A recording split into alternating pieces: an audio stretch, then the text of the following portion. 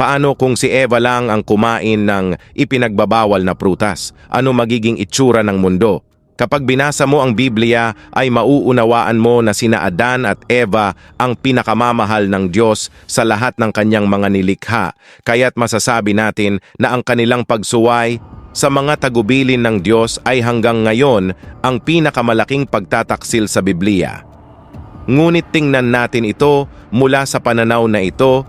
Kapag binasa mo ang aklat ng Genesis, unang nilikha ng Diyos ang mga puno, mga hayop, mga ibon sa kalangitan araw at gabi, at lahat ng iba pang bagay na nais niyang likhain, ngunit sa ika-6 na araw ay napagtanto niyang may isa pa. Bagay na siyang pinakamahalagang bagay na kailangan niyang likhain, kaya sinabi niyang likhain natin ang tao ayon sa ating sariling larawan, at ayon sa ating sariling pagkakahawig.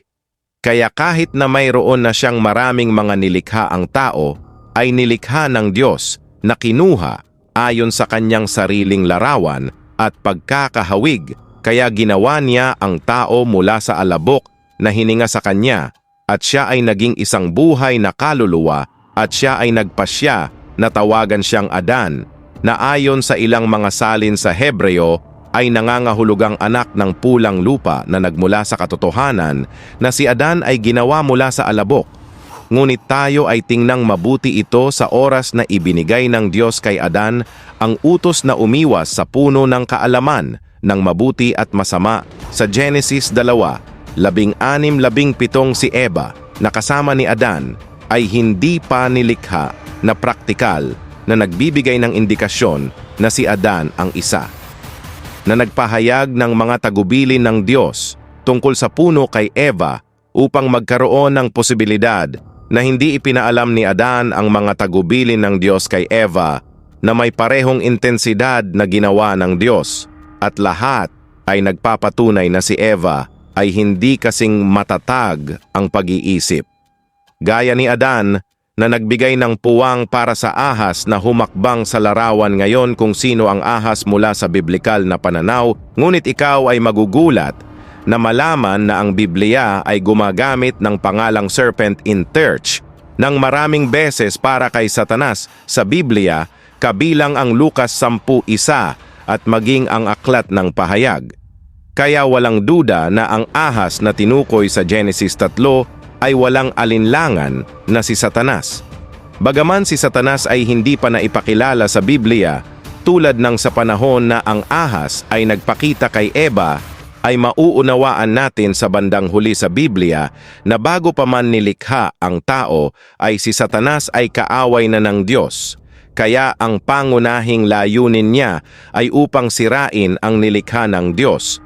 Alam na alam kung gaano kalaki ang pag-ibig ng Diyos sa tao, kaya't ang serpiyenteng nag-udyok sa tao na maghimagsik laban sa Diyos ay tiyak na kanyang sariling paraan ng pakikipaglaban sa autoridad ng Diyos na nakita na nating ginawa niya sa langit.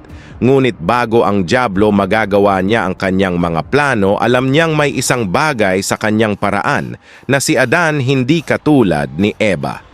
Si Adan ay isang mas malakas na barko at napakahirap sana siyang suwayin ng direkta ang utos ng Diyos, ngunit alam ng ahas na may daan palabas.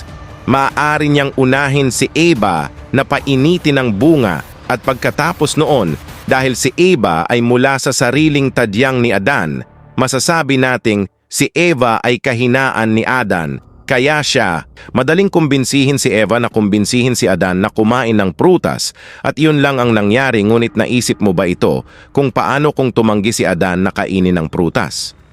Pagkatapos na subukang kumbinsihin siya ni Eva na gawin iyon, ay aalisin ba ng Diyos si Eva na mag-isa sa labas ng hardin at lumikha ng isa pang babae para kay Adan?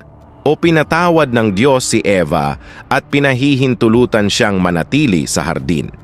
Sina Adan at Eva sa hardin ay dapat silang maging mabunga at dumami. Kaya sa mata ng Diyos si Eva ay parang asawa ni Adan, at ang ideya ng pagpaparami ay lubusang mapipigilan kung si Eva ay aalisin sa hardin at iniwan si Adan na mag-isa sa ang hardin. Ngunit paano kung ang Diyos din ay nagpasya na patawarin si Eva na hindi rin mangyayari dahil kinain na ni Eva ang prutas at nawala na ang kaluwalhatian ng Diyos, ay nakakaramdam na siya ng mga emosyon tulad ng galit na poot at hinanakit, na hindi mararamdaman ni Adan bilang isang resulta ng kanyang dalisay na kalikasan. Bukod na ang puno ng buhay ay nasa hardin pa rin, at kung si Eva ay kumain ng puno ng buhay, sa anumang oras na nangangahulugan na siya ay mabubuhay magpakailanman sa kanyang makasalanang estado. At kasalanan sana ay isang bagay na mananatili magpakailanman, ngunit may isang aral dito na dapat nating matutunang lahat. Kung iniisip ni Satanas na hindi kanya direktang makuha, ay laging susubukan niyang gamitin isang bagay o isang taong mahal mo at pahalagahan mo na mahulog ka tulad ng ginawa niya kay Adan.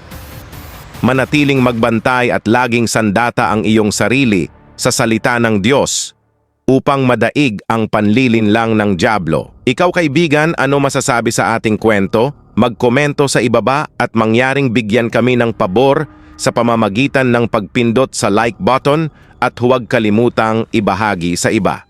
Salamat